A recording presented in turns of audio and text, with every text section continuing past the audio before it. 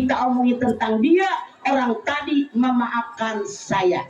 Dosa dengan manusia taubatnya lebih berat daripada dosa kepada Allah. Jelas Bu? Mangga silahkan yang lain. Ya, silahkan. Monggo.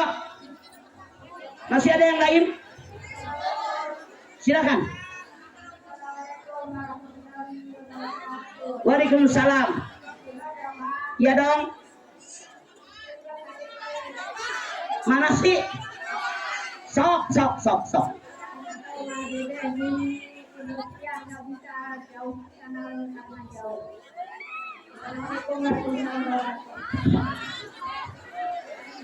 Pertanyaan Anda naon?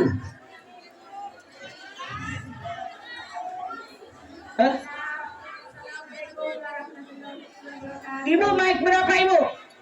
Coba Ibu mic berapa? Acungin. Operator lihat mic ini nggak bunyi. Mana?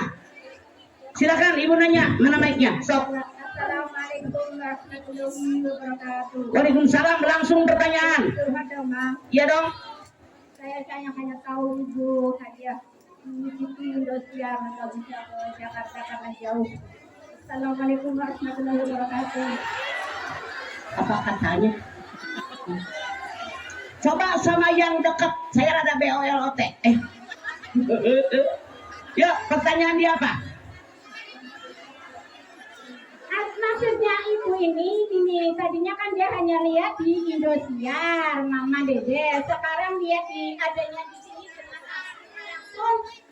Sekiranya dia bangga sekali sama Mama, itu maksudnya. Alhamdulillah, cuman saya mah orang kampung, ngomongnya kampungan. Saya biasa ngomelin tukang di rumah, jadi ngomel. Kalau ada yang salah suka nggak suka ngomong. Cuman maaf, usia saya sudah sangat tua, 74 tahun. Jadi saya ngomongnya seperti ini. Saya mohon maaf. Gitu. Ya mah dimaklumi, namanya juga orang kampung, nggak tahu maaf. Oke, silakan. Mama, yuk. Assalamualaikum warahmatullahi wabarakatuh. Waalaikumsalam. Langsung pertanyaan. Saya mau tanya, Ya. kebanyakan berseliweran menantu sama. Mic-nya nih Bu, jangan di kuping. Ngomong, pertanyaan. Banyak perselisihan mertua menantu, tetapi kadang juga anak sering dalam, tapi kadang menantunya bisa Mantu datang ke rumah mertua. Mic-nya di mulut bukan di kuping. Cepetan.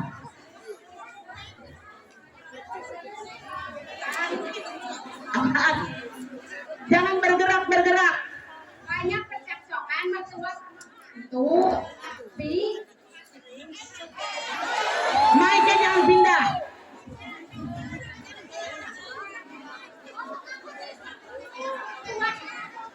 Oke, banyak percekcokan antara mertua dengan menantu, tapi dia belum kedengeran. jauh suaminya suka membela orang tuanya, gimana cara mengatasi? Oke, apa yang terjadi? Kenapa mertua dengan menantu suka berebut? Masing-masing bawa egonya sendiri. Kata mertua, dia kan anak gue, yang buntingin gue, yang beranakin gue, yang netein gue, yang nyokolain gue, harus bakti sama gue dong.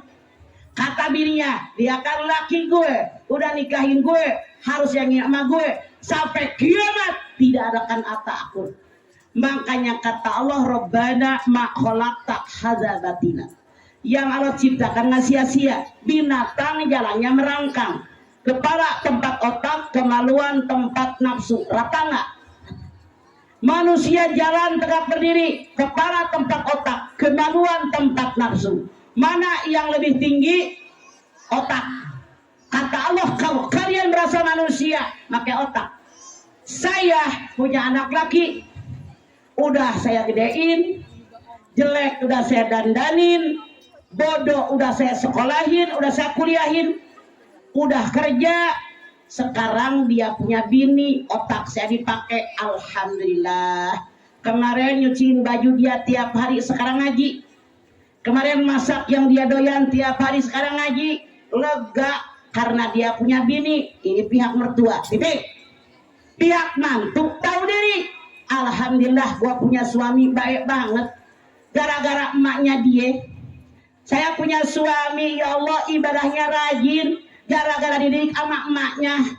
Maka mantu menghargai mertua, mertua menghargai mantu itu akan akur. Yang menyebabkan tadinya dua-duanya nggak pakai otak. Kata mertua, dia anak gue. Kata mantu, dia laki gue. Dua-duanya kemasukan setan. Kalau kita manusia otak dipakai, anak gue bahagia, punya bini kayak dia. Bini mikir, alhamdulillah laki gue gara-gara emaknya dia jadi orang baik. Oke. Lawan tadi kau. Assalamualaikum. Salam. Nah, ini langsung pertanyaan aja. Bagi ya sudah tua. Tapi kalau mandi toya wudhu pakai air hangat, hukumnya gimana? Boleh pakai air hangat, yang tidak boleh pakai air ngegolak. Tidak dilarang kalau pakai air hangat, mau mandi kek, keramas kek, mau wudhu boleh selama suci dan menyucikan. Yang dilarang pakai air ngegolak, melepuh itu bahaya. Terima kasih, Pak. Ya. Assalamualaikum warahmatullahi wabarakatuh. Warahmatullahi wabarakatuh. Nomor berikut, silakan. Assalamualaikum warahmatullahi wabarakatuh. Waalaikumsalam. Mak, Ya, apa ciri-ciri dari orang yang syirik? ciri-ciri orang yang Syirik. Syirik. sirik. Iya. Sirik. Iya. Ya. Ciri-ciri orang sirik. Saya tanya, sirik iri atau sirik dalam ilmu tauhid? Ciri-ciri dari orang yang syirik. Ciri-ciri orang sirik kan? Iya. Iya. Saya tanya, sirik. Kan ada sirik dalam aturan agama yang menduakan Allah. Ada sirik iri dengan orang. Sirik yang mana yang Anda tanya? Satu, oke, dua-duanya setangkan. Satu, kalau ada orang yang sirik percaya kepada selain Allah. Anda lihat Al-Baqarah 165. Wa minan nasi may yattakhidhu min dunillahi andada yuhibbunahum kahubbillah walladzina amanu ahabbu lillah walau yaral ladzina amanu ijaronal adaba annal quwwata illa lillahi jami'a wa annallaha sadidul iqab. Di antara kalian manusia ada yang menyembah tandingan-tandingan selain daripada Allah. Mereka mencintainya sebagaimana mereka mencintai Allah. Sedangkan orang yang beriman kepada Allah sangat cinta kepada Allah.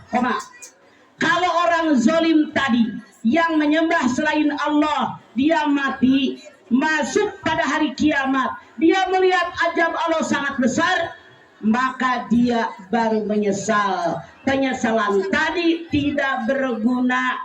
Nyesalnya kalau udah mati. Ini tandanya. Dua, orang ini percaya kepada selain Allah. Ada kupu-kupu masuk, ada tamu, burung bunyi, ada yang mati. Ngimpi gigi copot, emaknya mati. Salah, itu syirik. Ibu lewat pohon asem, anaknya panas, tadi si lewat nggak pamit-pamit, itu syirik. Maka syirik ini adalah menduakan Allah. Nggak bakal ketemu Allah di yaumil akhir. Anda lihat surat Al-Kahfi ayat 110. Faman kana yarju liqa'a rabbih falyamal amalan sholihan wala yusyrik bi ibadati rabbih ahada. Kalau kalian pengen bertemu Allah kelak di yaumil akhir, beramal dengan amal soleh, jangan mensikapkan Allah dengan sesuatu apapun ketika menyembah Allah. Kalau kita ketika mati di yaumil akhir pengen bertemu Allah, jangan percaya kepada selain Allah. Itu tandanya. Jangan duduk di pintu nongtot jodoh, bukan, pintunya kecil, yang duduk gede. Oke? Kalau syirik dalam kehidupan. Orang rumahnya gede, heran. Kuliahnya bareng, kok rumah dia gede, rumah gue kecil. Heran, kita kan saudara, kok dia udah jadi pejabat, gue belum. Itu iri, dilarang oleh Allah. Anda lihat di dalam surat An-Nisa 32. Wala tatamannaw ma faddalallahu bihi ba'dakum 'ala ba'din lirrijali nasibum mimma tasabu walin nisa'i nasibum mimma tasabna. Jangan iri hati dengan karunia yang Allah berikan kepada orang lain. Laki-laki dapat bagian dengan apa yang dia usahakan. Perempuan dapat bagian dengan apa yang dia usahakan. Minta karunia kepada Allah. Kata Allah, jangan iri dengan rezeki orang. Yang salah di masyarakat kita, yang diiriin keberhasilan orang, bukan perjuangan orang. Kok dia udah kaya ya, gue masih begini.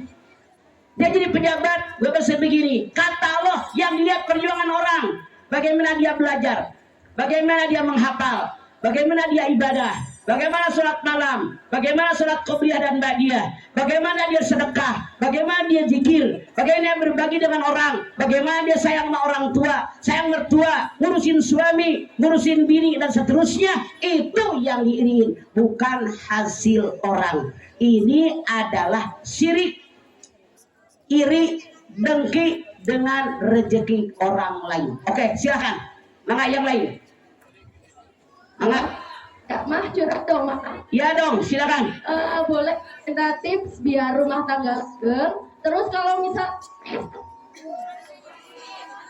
halo. Loh, mana sih orangnya? Mas curhat dong Mak. Gimana ya Mak? Misal saya mau minta tips biar rumah tangga langgeng. Terus misal suami istri berantem, itu yang harus ngalah duluan siapa ya Mak? Oke. Rumah tangga milik berdua, oke? Ada hak dan kewajiban. Allah mengajarkan kepada kita, iyyaka na'budu wa iyyaka nasta'in. Hanya kepada Engkau ya Allah aku menyembah. Hanya kepada Engkau ya Allah aku minta tolong. Artinya apa? Maksudnya kewajiban dulu baru menuntut hak. Suami istri berantem, siapa yang minta maaf dulu? Orang yang bertakwa. Kata Allah, wal kadhiminal ghaidh wal 'afina 'anil nas wallahu yuhibbul muhsinin. Ali Imran 134. Kendalikan hawa nafsu, lalu maafkan kesalahan orang. Berbuat baik kepada orang yang sudah dimaafkan. Walaupun kita merasa kita tidak bersalah, suami kita yang salah, tidak ada salahnya minta maaf terlebih dulu. Rasul mengajarkan, siapa yang minta maaf terlebih dulu, pahalanya paling besar. Jangan mikirin gengsi. Ngapain gua minta maaf duluan? Gua nggak salah, yang salah dia. Salah itu setan. Ngoyo pengen gue dikatakan benar. Begitu. Makanya rumah tangga membutuhkan 4T. Tahabub, saling cinta mencintai. Ta'awun, saling tolong menolong. Tasawur, ada masalah bermusyawarah. Yang keempat, tapi kalau ada kesalahan saling memaafkan. Siapa yang minta maaf duluan, itu yang pahalanya paling banyak di hadapan Allah. Nomor berikut, silakan. Assalamualaikum warahmatullahi wabarakatuh. Waalaikumsalam. Mama bertanya, ketenangan hidup, amalan apa yang perlu kita amalkan? Buat apa? Amalan apa yang perlu diamalkan? Buat ketenangan hidup. Kehidupan kita supaya tenang. Kagak ngerti saya.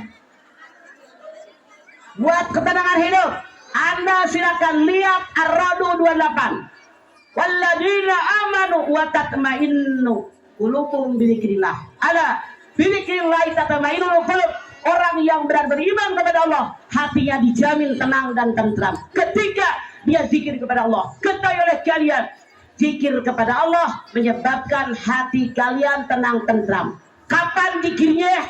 Anda lihat Al-Ahzab 4142. Ya ayyuhalladzina amanu dzkurullaha dzikran katsira wasabbihuhu bukratan wa asila. Hai orang yang beriman, ingat kepada Allah dengan ingatan yang banyak dari pagi sampai petang.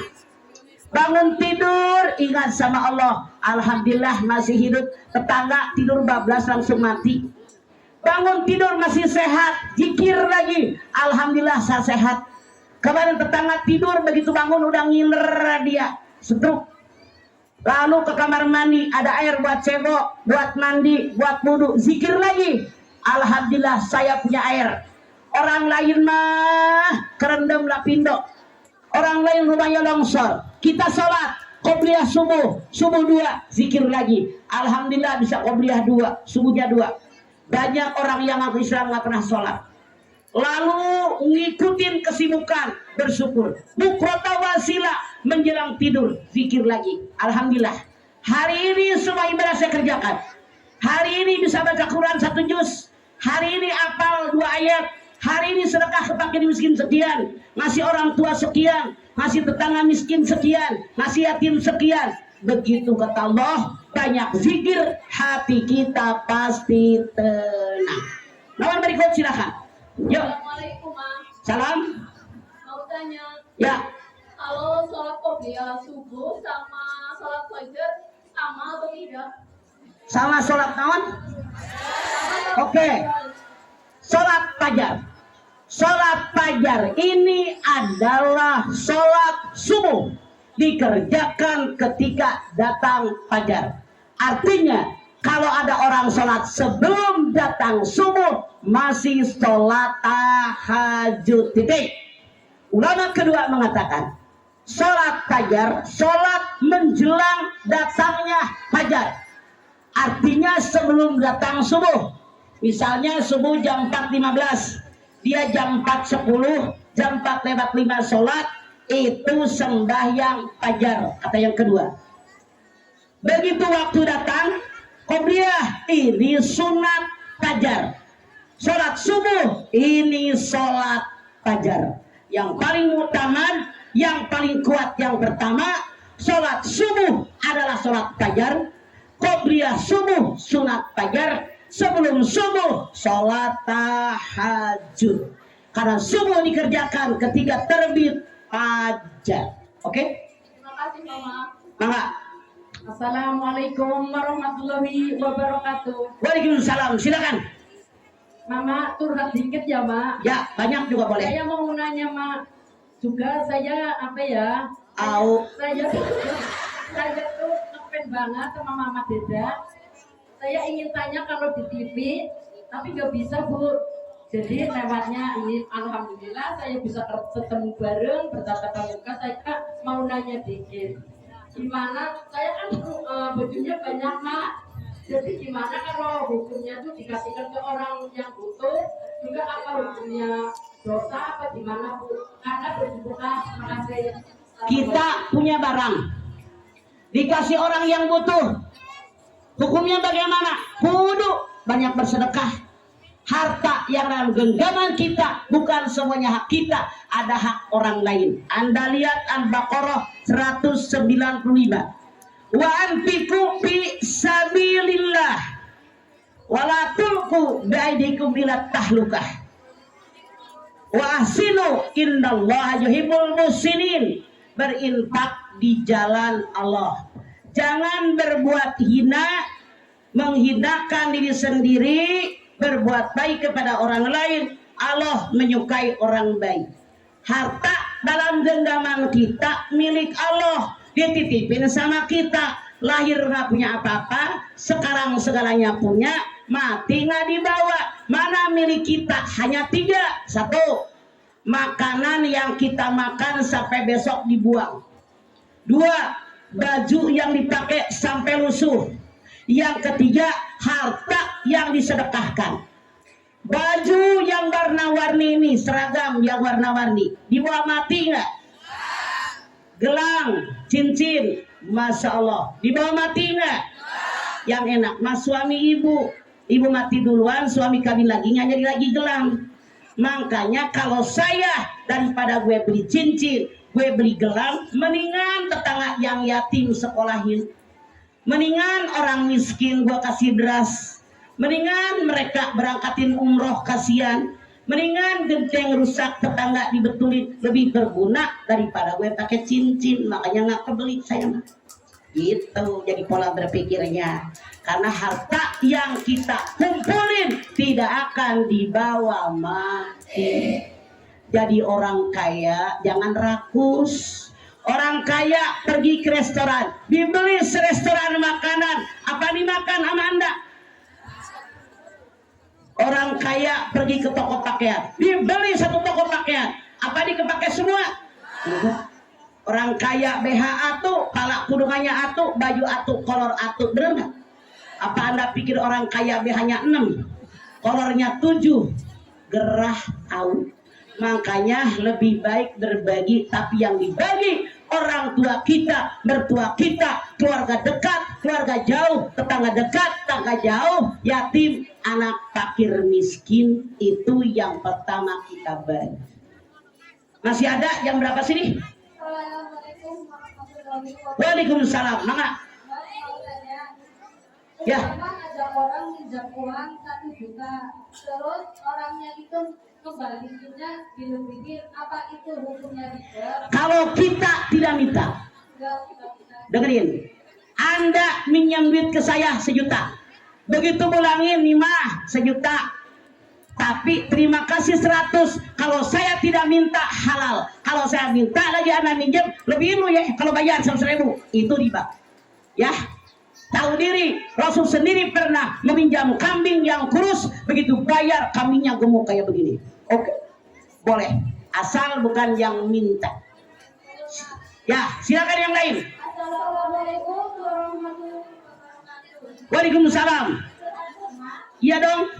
Gimana hukumnya kalau suami yang istrinya selingkuh? Boleh jadi suaminya tidak pernah memuji istrinya, dipuji oleh laki orang kelepek-kelepek. Boleh jadi suaminya tidak pernah merayu istrinya, di luar ada yang rayu. Boleh jadi suaminya ngasih duitnya kurang, ada orang ngasih banyak. Makanya jadi laki mikir. Kata Allah, wa asiruhuna bil ma'ruf. Hei para suami, bergaul istri kalian dengan ma'ruf. Rangkul dia, puji dia, kecup dia, puji dia. Jadi kata Allah seperti itu. Kenapa? Perempuan suka dengan pujian. Suaminya nggak muji, di luar ada yang muji, bisa lama-lama berpindah ke lain hati, lama-lama berpindah ke lain body. Kalau istrinya selingkuh, maka suaminya tahu harus diceraikan, kecuali istrinya taubat dengan taubatan nasuha, suaminya memaafkan kesalahan istrinya, lalu memperbaiki kelakuannya. Oke? Masih ada, silakan. Assalamualaikum warahmatullahi wabarakatuh. Waalaikumsalam. Maaf, perkenalkan nama saya Windy. Oke. Ya, Windy. Apabila seorang wanita sedang haid atau menstruasi, lalu ada rambut yang terjatuh tanpa kita ketahui dan belum sempat disucikan, itu hukumnya bagaimana gitu? Oke. Perempuan yang sudah haid, 1, jangan sholat wajib, sholat sunat. Tidak boleh tawaf wajib, tawaf sunat. Tidak boleh puasa wajib, puasa sunat. Tidak boleh megang Quran yang murni tulisan Arab. La yamassu ilal mutahharun. Tapi kalau terjemahnya boleh. Apalagi Yasin campur doa tidak masalah. Salawatan juga boleh. Tidak boleh duduk di masjid kecuali di emperannya saja. Kemudian perempuan sedang haid, haram baca Quran yang panjang. Kalau pendek boleh karena dianggap zikir dan doa. Haram berhubungan badan. Yas'alunaka 'anil mahid qul huwa ada. Ta'tajilun nisaa fil mahid wala taqrabuhunna hatta yathurna fa idza tatahharna fa'tuhunna min haitsu amarakumullah innallaha yuhibbut tawabina wa yuhibbul mutatahhirin. Muhammad, kalau hambaku bertanya kepadamu tentang haid, jawab, haid itu penyakit kotoran. Koma. Hei para suami, jangan deketi sekian yang terakhir. Koma. Datangi mereka kalau sudah suci. Istri Anda haidnya sudah habis, udah keramas, boleh suami datangi lagi di tempat yang ditentukan. Gulnya di lubang depan, bukan di lubang yang belakang. Istri yang sedang haid haram dicerai. Ibu ini nanya, kalau perempuan lagi head, rambut rontok, kuku rontok, belum dikeramasin, makanya saya sarankan begitu ketemu rambut rontok, kuku patah, langsung saat itu dikeramasin, jangan dikumpulin. Kalau kita tidak tahu, tidak berdosa, namanya tidak tahu gitu loh. Oke, silakan ya. Sok naon, teriak deh.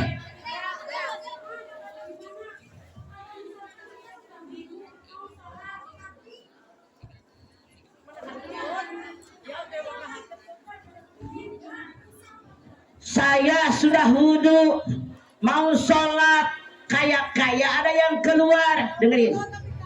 Karena bentuknya seperti itu, Anda nongkrong, Anda cebok, langsung berdiri. Boleh jadi ada udara yang masuk, boleh jadi ada air yang ketekep. Ketika Anda berjalan, mau sholat, kebuka sedikit, berasa. Kalau dari luar tidak batal, kalau di perut batal. Keberasa kayak ada air keluar, boleh jadi tadi habis cebok, Anda beri telan tuh air dikit. Begitu Anda bergerak, airnya keluar, kan berasa, tidak batal. Yang batal kalau dari perut. Begitu. Oke. Mangga, yang lain. Sok. Naon. Assalamualaikum, Ma. Bentar dulu sebentar. Tetangga gue dulu. Apaan? Kenapa? Kalau durhaka sama orang tua itu dosa besar. Bakti sama orang tua nomor 2 setelah ibadah kepada Allah. Anda silakan lihat di dalam An-Nisa 36. Wa burullaha wa la tusyriku bihi syai'an wa bil walidaini ihsana. Habis nyembah Allah, bakti sama orang tua. Anda lihat Luqman 14. Wa wasainal insana biwalidayhi hamalatuhu wahnan ala wahnin wa fisaluhu fi amaini aniskurli wa liwalidayka ilayyal masir. Habis bakti sama Allah, bakti sama orang tua.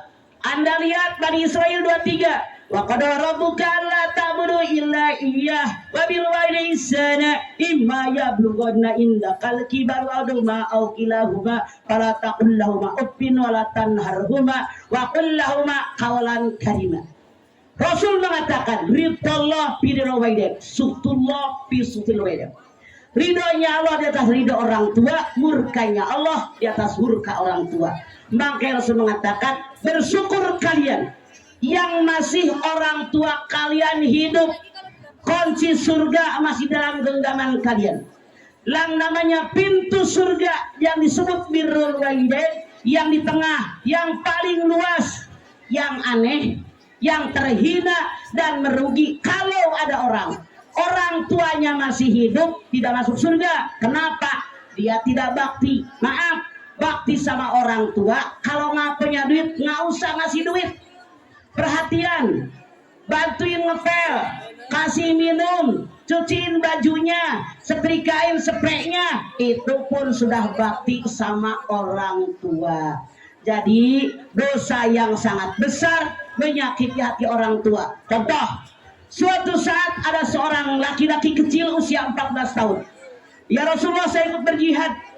Rasul bilang jangan, masih ada orang tuamu, ada ibu saya. Pulang, urusin ibu kalian, itu pahalanya lebih banyak daripada kalian berjihad. Makanya sekali lagi bersyukur kalau kalian masih ada orang tua atau satu di antara mereka masih ada, kunci surga dalam genggaman Anda. Begitu. Masih ada azan. Assalamualaikum warahmatullahi wabarakatuh. Waalaikumsalam. Dulu, Silakan. Imam, kita dulu ya, Mam. Silakan cerita. Namanya saya selaku panitia pembangunan baik bangunan masjid atau di sholat.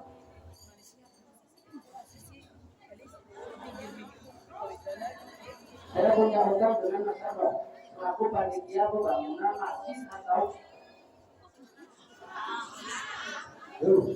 Woi, Tadi Mas Darno menyerahkan kepada saya selaku panitia utang saya kepada Mas Darno.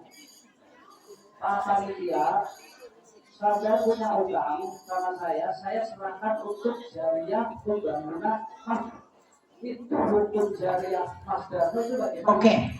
Saya ngebangun masjid, ngebangun musola. Saya minjem duit sama Mas Darno 10 juta. Bagaimana jariah saya? Anda begitu punya duit, segera bayar ke Mas Darno, jariah tetap milik Anda. Mas Darno meminjamkan uang kepada Anda, dapat pahala asal ikhlas. Makanya minjem duit sama siapapun, segera bayar. Begitu ada, langsung bayar, jangan pakai entar. Begitu. Apa? Apa? Dihibahin apanya? Artinya begini Mas, Hah? jariah Mas Darno, saya punya utang secara pribadi dengan Mas Darno. Ya, Tapi saya tidak bayar ke Mas Darno. Tapi Mas Darno itu menyerahkan dimasukkan untuk jariah atau untuk zakat iuran. ya. Saya punya utang ke Mas Darno 10 juta. Kata Mas Darno, nggak usah dibayar. Masukin ke masjid. Anda wajib jujur, duit bayar Mas Darno 10 juta, masukin buat masjid. Maka pahalanya adalah buat Mas Darno. Karena yang punya duit dia, Anda cuma utang. Tapi uang tersebut tidak dimasukkan ke bangunan. Dikemanain? Masukkan ke saya. Gimana, Mas? Dosa Anda berarti Anda pencuri. Anda nyuri duit masjid. Oke? Maling. Silahkan, masih ada. Salam. Ini bertanya, apabila ada seorang perempuan yang menjalankan ibadah umroh tapi tanpa mahramnya, apakah diperbolehkan? Kalau seorang perempuan berangkat umroh tanpa mahram, apa sah-sah? Karena sekarang di travel dimahramkan. Terutama perempuan yang di bawah 40 tahun, kami yang milik punya travel pasti dimahramkan dengan si anu. Tapi yang udah 45 ke atas, apalagi 74, tidak dimahramkan karena udah nggak ada yang naksir. Oke? Jadi boleh, karena kami yang punya travel pasti memahramkan jamaah perempuan yang muda. Begitu. So, Waalaikumsalam. Di mana Anda? Ya. Mic-nya dong dekat ke mulut. Saya cuma punya suami sudah anak-anaknya juga kerjanya jauh, ada Saya punya suami udah meninggal, kuburnya jauh. Kalau kita sekali-kali datang boleh itibar, suami mati saya pun mati, biar sisa umur yang ada yang saya tidak tahu sampai kapan dipakai di jalan yang hidup. Kalau saya di sini, suami dikubur di mana? Ngedoain sampai di sana tanah Allah, di sini tanah Allah. Begitu. Tapi sekali-kali datang dong ke sono, sombong amat, kan pernah menikmati tubuh suami. Jadi jangan mentang-mentang di sini juga boleh. Di kita mah banyak yang salah. Ziarah kubur tuh sampai ke Demak, ziarah kubur ke Madura. Kuburan laki lu, kuburan engkong lu nggak ditengokin, itu salah. Jadi dimanapun tanah Allah doa kita sampai, tapi sekali-kali yang terbaik kita lihat kuburannya, itibar, contoh dia mati, besok lusa saya mati. Oke? Assalamualaikum warahmatullahi wabarakatuh. Waalaikumsalam, langsung. Ya. Saya mau tanya, aku kan sering itu ujungin, tapi kalau pulang ditanya mau kemana, habis kemana, habis ujungin, lah itu mah cuma jalan-jalan, cuma Saya pamer, itu jawabnya apa?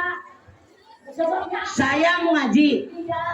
Ada orang bilang, lu cuma pamer, ngapain mikirin orang? Selama gua tahu yang gua kerjakan kata Allah bener.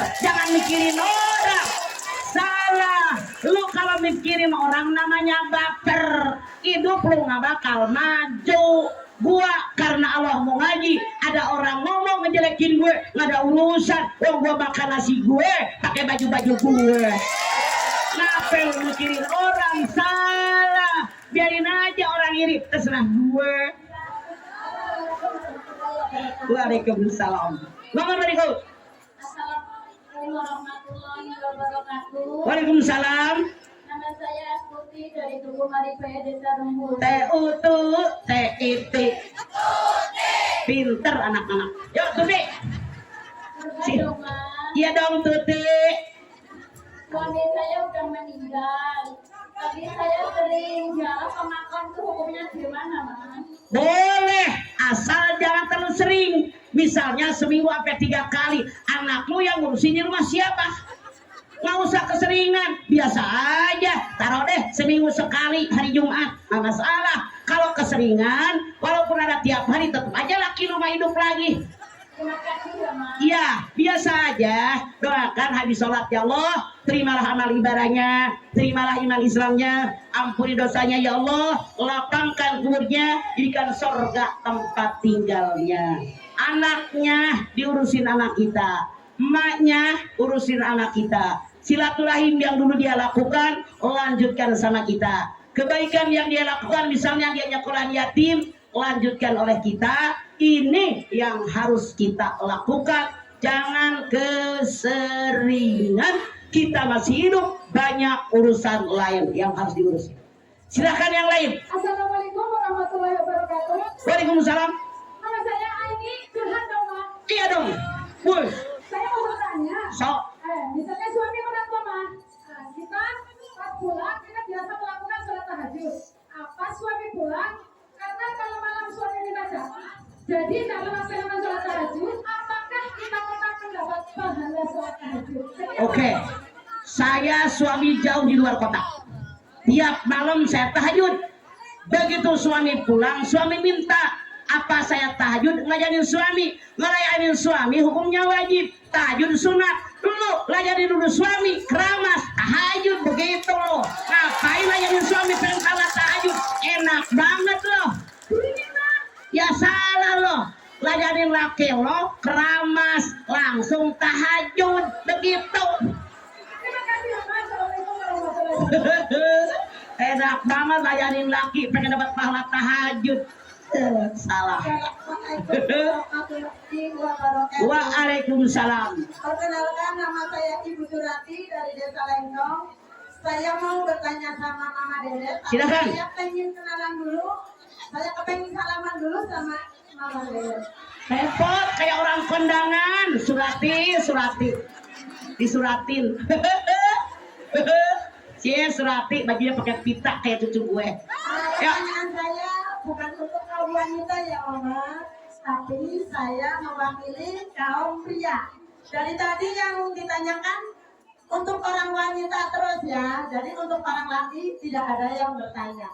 Ada tahu kagak dengar Surati. Terus Saya pernah mendengar ada orang bilang katanya kalau imamnya berbuat zina ataupun pernah melecehkan wanita dan yang jadi makmum Jumatannya itu hukumnya bagaimana, ataukah sah atau tidak? Matur nuwun. kalau orang tadi pernah berbuat zina atau melecehkan seorang perempuan, dia sudah taubatan nasuha, kayak tanah, sertifikatnya ada pemutihan. Anda lihat Ali Imran 135.